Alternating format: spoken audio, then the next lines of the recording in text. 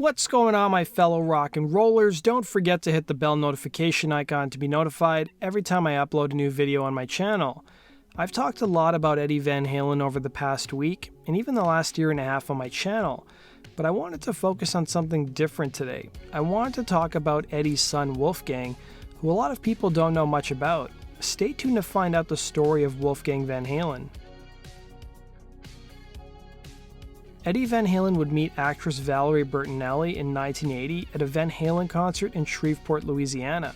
They would get married in California a year later and had their only child, a son named Wolfgang, who was born in 1990. He was named after musical composer Wolfgang Amadeus Mozart. Wolfgang would tell LouderSound in 2012 that he didn't really know his father was a famous musician until he picked up CDs as a kid and saw his dad's picture on the cover. Another moment that stuck with him as a child was when he returned home from a trip with his family and saw the flashing lights from the paparazzi at LAX airport. Wolfgang would reveal that his father never pressured him to play music, and he would get the music bug from watching Van Halen rehearse when he was a kid and playing on his uncle Alex Van Halen's drum kit. He would start playing drums at the age of 9 before moving on to guitar and finally bass. He would cite Les Claypool of Primus, Justin Chancellor from Tool, The Who's John Entwistle, and Cream's Jack Bruce as his influences, and it wouldn't be long until he was soon jamming with his father. Van Halen fans, though, wouldn't get acquainted with Eddie's son until 2006, when it was announced that he would replace longtime bassist Michael Anthony. In fact, the news came as a shock to Anthony, who admitted in an interview that he learned about his dismissal by reading an online article. But he would still stick up for Wolfgang in 2007, saying Wolfgang is a great kid, so don't judge him too harshly. I'm sure he'll do just fine. Now keep in mind, Wolfgang was only 16 when he first became a member of Van Halen. Filmmaker Andrew Bennett, who worked with the band in the 2000s, remembered hearing the news, saying Eddie called him up and said, "Hey Andrew, I kicked the effing bass player Michael Anthony out of my band, and I'm replacing him with my kid Wolfgang. You should come up here and document this." And the filmmaker would go on to talk about how Eddie would treat Wolfgang in the band and how the band's new bass player seemed bored and sad during the first tour with the group in 2007 and 2008, saying, "I've never seen Eddie that happy. It was his style to be like, you're a member of Van Halen, so live up to it." Wolfgang was expected to be at every rehearsal from the beginning to the end. If he effed up, Ed would tell him. And there were a lot of days where Wolfgang would ask if they were done playing. Ed would tell him, "We're playing 3 more, stand up." He seemed like a really bored teenager working a summer job. He never complained, but he didn't look like he was having the time of his life either. And Eddie's ex Valerie would drop him off at rehearsal, which we all thought was hilarious. Not only are you too young to be in this band, your mom had to drop you off at practice. And the filmmaker would go on to explain how at this time Eddie was still heavily drinking, and it created tension between him and his ex-wife Bertinelli, who filed for divorce 2 years prior in 2005, and that awkward relationship took a toll on Wolfgang.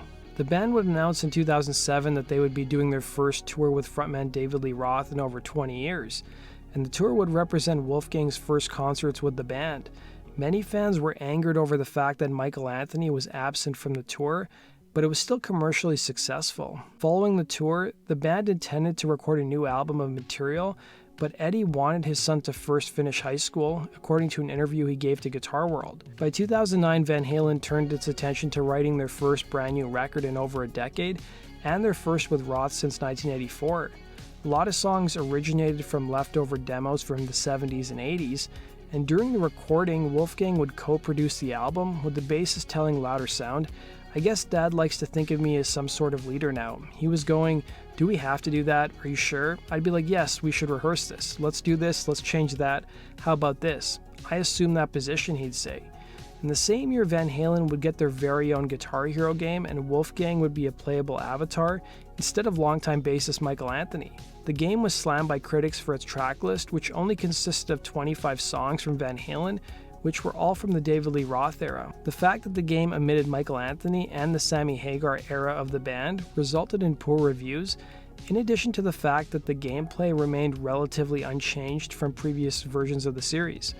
Also not helping was the fact that the track list also featured bands who had nothing to do with Van Halen, including Yellowcard and Fountains of Wayne. The game would prove to be dead on arrival, as Activision, the game's publisher, knew it was tracking poorly from pre-orders and literally gave it away for free to people who pre-ordered Guitar Hero 5 that season. Fast forward now to 2012, and Van Halen released their first album with Wolfgang called A Different Kind of Truth, which sold quite well, and the band hit the road to support the album. The same year, Wolfgang would also join the rock band Tremonti and serve as a member until 2017.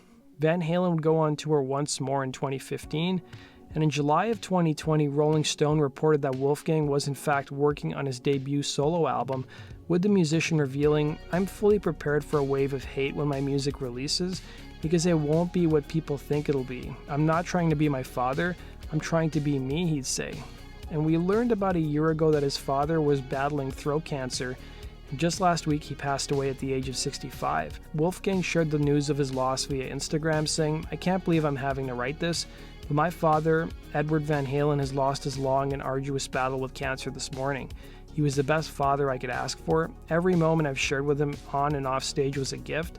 My heart is broken, and I don't think I'll ever fully recover from this loss. I love you so much, Pop," he'd write. That does it for today's video, guys. Thanks for watching. Be sure to like button and subscribe. If you guys have suggestions for future topics, let me know in the comments section below. Take care.